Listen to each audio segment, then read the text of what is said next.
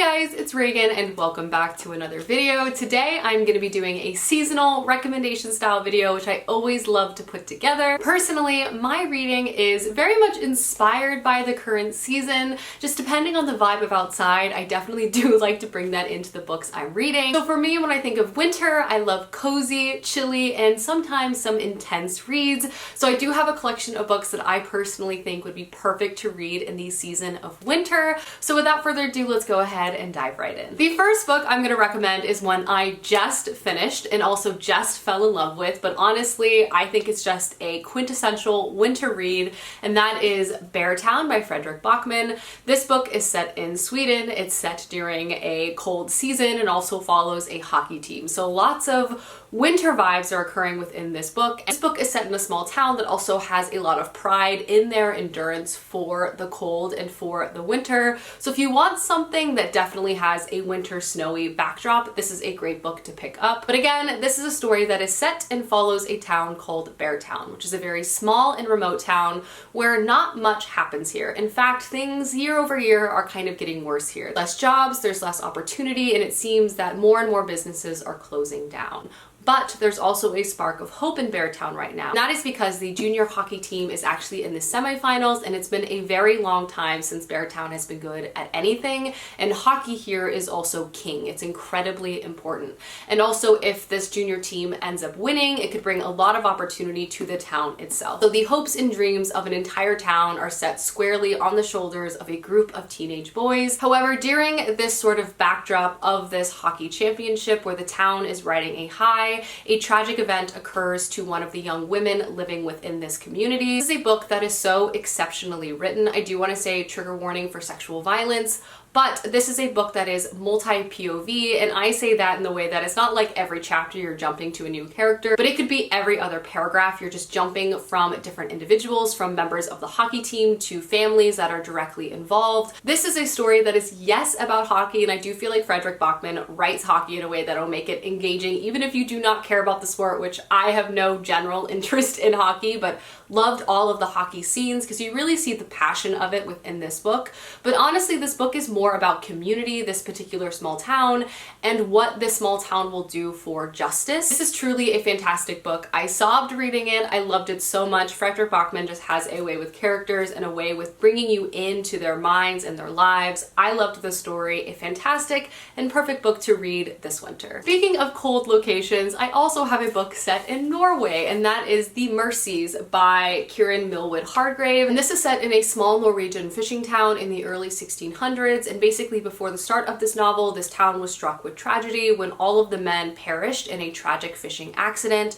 So to survive, all the women have kind of banded together and have also taken upon tasks that are more traditionally associated with men. 3 years later, and at the beginning of this story, a new commissioner is sent to kind of bring order back to this very independent woman-led town, and he is Scottish and known for his participation in the witch trials over there. And he arrives also with his new wife, which is from a more populous city center, so she's also getting acclimated. This is a multi-POV story really about the women in this town, specifically about the relationship between two young women, both of them learning to rely on one another and seeing their relationship grow. This is a very intense tale. It's incredibly atmospheric. If you want a book that will really make your bones feel cold, this is the book to pick up. This feels like it's almost set on the edge of the world, and you're watching a community take on the elements, but also kind of struggling with the societal issues that are bubbling up, seeing how this commissioner can breed distrust as well as backstabbing within this small community as well. It's intense, incredibly well written, has a very lyrical quality to the writing style.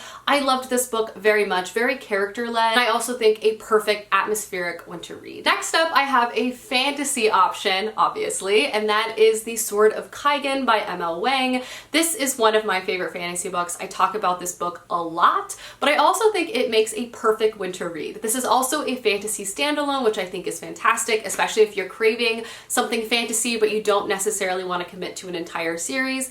The reason why I think this is a perfect winter read is actually the setting itself. So this is a story that has fantastically written combat, and a part of that combat is actually elemental magic and fighting, and the elemental magic that is most shown in this story is actually ice-based. So it definitely has a cold vibe to the overall tale, I assure you. But this is a story set in the Kaigenese Empire, specifically in the Kunsongi Peninsula, which for generations has been called the Sword of Kygen, and it is known to kind of house the most powerful warriors in the land. Specifically, our two main characters follow one, Mamamoru, who's the eldest son to a very powerful warrior family, and he has dedicated his entire life learning the trade of his fathers and mastering different skills to protect his family. At the beginning of the story, his world is kind of shaken as he's introduced to different facts and truths that make him question a lot of what he has been told his entire life, but it also brings him much closer to his mother, Mizaki, who she herself went to school outside of the Kaigenese Empire and has kind of hidden her own sword away and dedicated herself to raising her family.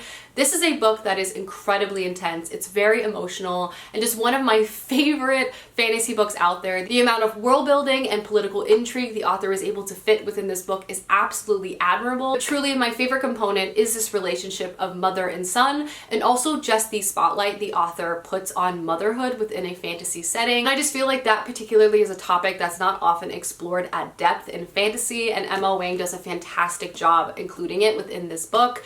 This is so good. Perfect winter read, a perfect any time of the year read, but if I had to pick, I would say winter. Next up, I have two books about books because I don't make the rules, but I do feel like that type of cozy fantasy is a perfect winter pickup. The first is The City of Dreaming Books by Walter Moraz. This is a book I talk about also a lot. It's one of the quirkiest and strangest books I've ever picked up, which I do feel like makes it a delightful read. This is truly a book for book lovers, especially if you like weird and unusual fantasy. This is a story for you. This follows our main character, Optimus, and he is literally a dinosaur. And at the beginning of this book, he inherits a manuscript from his grandfather that is like his prized possession, and then he reads it and he agrees that this is the greatest piece of writing he has ever read. He's decided to track down the mysterious author of this book, but he has discovered he has gone missing in the very well-known City of Dreaming Books, which is a book-obsessed metropolis that basically draws the attention of any book lover in the land.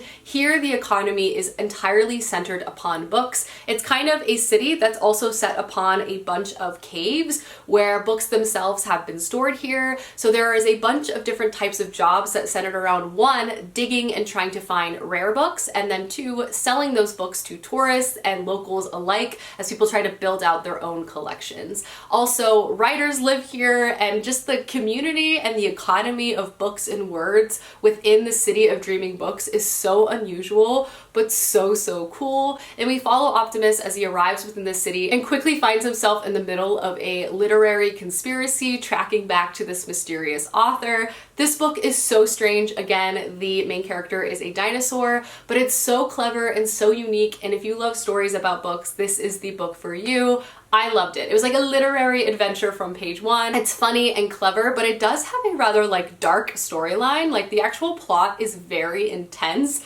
while also being very whimsical, which is a combination I personally love. It's great. I really want to read more books by this author. I know there's a direct sequel, which I for sure need to check out, but this is so imaginative and so cozy and just a great read. And then next up, I have The Starless Sea by Erin Morgenstern, and I actually hope to read another Erin Morgenstern book this winter. But again, this is another book kind of about books and secret societies, which I just think makes it oh so cozy and a perfect winter read. Also, Erin Morgenstern's writing is so lyrical and beautiful and just full of heavy metaphor that I just feel it will pull you in as well. This follows our main character, Zachary, and at the beginning of the story, he is perusing the shelves of his university library, and he basically pulls a book off the shelf, brings it home, and begins to read. Within this book, it's full of stories, vignettes of different people throughout time, but then he stumbles upon a very unusual thing, and that is there is a story from his own life within this book. When he realizes this, he begins to notice there are swords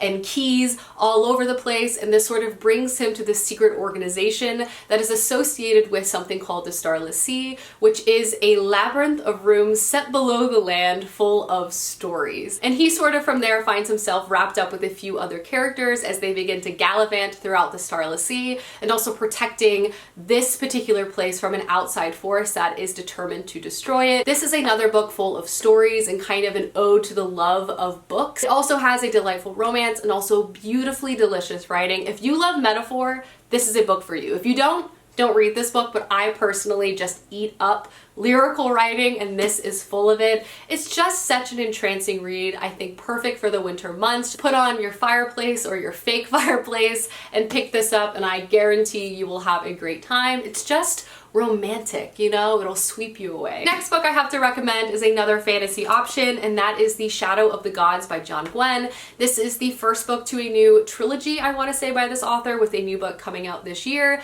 This is a brutal Viking-inspired fantasy option for you. If you want a book about characters interacting and surviving on a sort of desolate and cold landscape, this is a great book to pick up. This is another book that will just make you feel cold to your bones and also really captures that sort of Viking vibe. John Gwynne himself is like almost a Viking in real life, so he really brings that to this particular story. I would say it's present on all fronts, from not just the landscape, but the culture and the settings of the different towns, as well as the combat is absolutely brutal and gruesome, but so well written and very, very visual. This is a multi-POV story, and it's basically set in a land where the gods used to roam, but they have since been killed off. But the artifacts, or like the literal bodies of the gods, are now sought after because they grant users a significant amount of power. This is a book where you follow three perspectives that are kind of on disparate paths from one another, their own personal quests or journeys. Some of them are seeking glory by participating with like warrior bands. Some of them are on their own personal quest for revenge, and others are kind of involved in the magic within this land. But all of them, one way or another, are wrapped up in the power struggle and the sort of changing political landscape of this place, as the gods might be rising again, as well as the structure of the government and society is also changing as well. It's so good. It's very gripping. It's very brutal. It's very cold, and just an excellent first book to a fantasy trilogy that I also feel like has extreme winter vibes. And the very last book I'm gonna recommend is another one I read this winter and just felt like it was a quintessential winter read, and that is The Way Back by Gabrielle Savit. It's a very lyrical and whimsical story inspired by Jewish folklore, and it's just seeped with storytelling. Honestly, if you love folklore inspired stories with beautiful writing, this is truly the book for you. I am a sucker for any book like that, and I really enjoyed this one.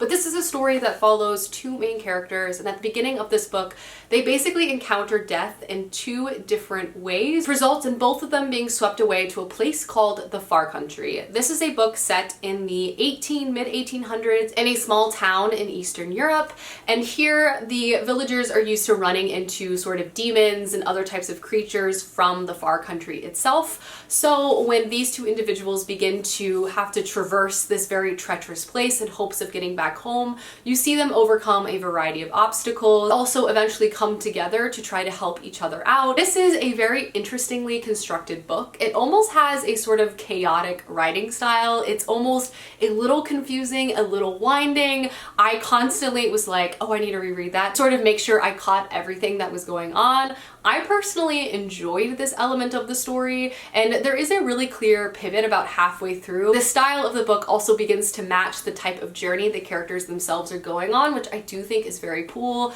This book is just seeped with all different types of story inspirations, and I found myself actually looking a bunch of things up. I'm not incredibly well versed in religious folklore, so it was really great to not only encounter it, but also learn more after the fact. But I just really enjoyed this book. The writing was incredible. I would kind of describe it as a coming-of-age tale following our two main characters. It was just absolutely transporting, so wonderfully written, and an incredibly unique tale as well. I loved it. Also, again, set in the winter time in Eastern Europe, so very cold, very chilly, and also just the adventure, and I'm gonna use air quotes there, through the Far Country itself was also a really entrancing setting, as well as the sort of personification of death is always something I really enjoy encountering in stories. This is great. I read it this winter and really, really loved it, so I deem it a perfect winter read. Alrighty guys, those are some books I think would be perfect to read this winter. Let me know down below some books you love to read or think would be great winter reads, as I would love to know, and I will see you soon with another video soon. Goodbye!